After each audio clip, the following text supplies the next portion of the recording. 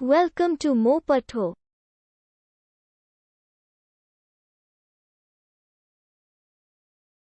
Please like, subscribe and share.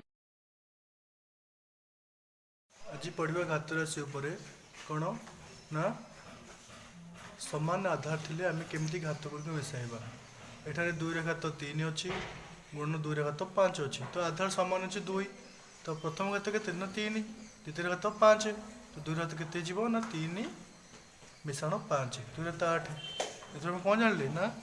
गुणन रे समान आधार थिले घात 2 को मिसाइबा गुणन रे समान आधार थिले घात 2 को मिसाइबा तो यहाँ गोटे वर्कशीट रहा समान घात थी जदि आधार असमान थिले तो सेठी हम कौन करवा ना एठार देख 2 रे घात केते अच्छी 4 2 रे घात 4 अच्छी है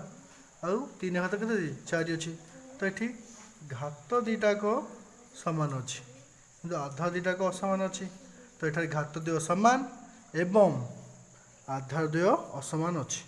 तो ये स्टेज कौन करवा ना 2 आउ 3 को गुणीदे ये देख 2 आउ 3 को गुणीदे और तार घात 4 टा को 4 लिखिदे तो ये कौन आधार द्वय को गुणवा एवं बाहर घात टी को लिखिदे है ये कौन कले ना ये अच्छी आधार एटा एटा तो गुणीदे गुणी देकी ये लिखिले आउ से घात टी को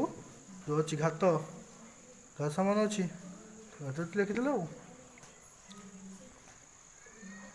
तो सेपरी क्वेश्चन टी को लिखिदे आग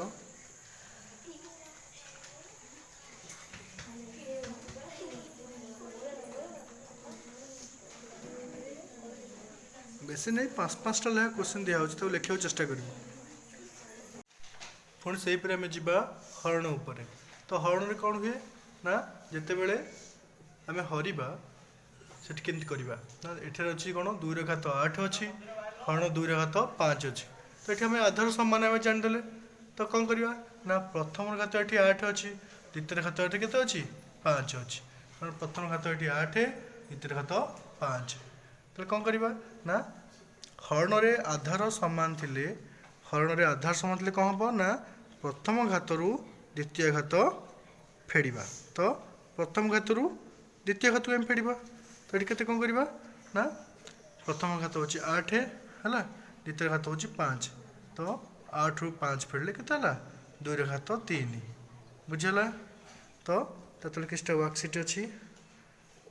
कर दियो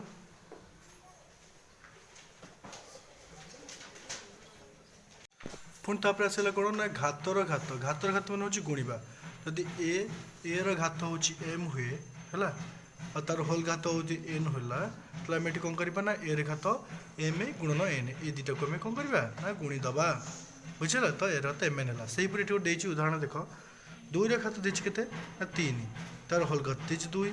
तो 2 घात के ना 3 गुण 2 तो ये दुटा को आम गुणीदे है तो 2 6 होगा सेपरी 5 घात 2 तार होल 4 5 घात 2 4 8 5 8 4 घात 2 तार होल घात 5 4 घात के ना 2 5 10 बुझेगा।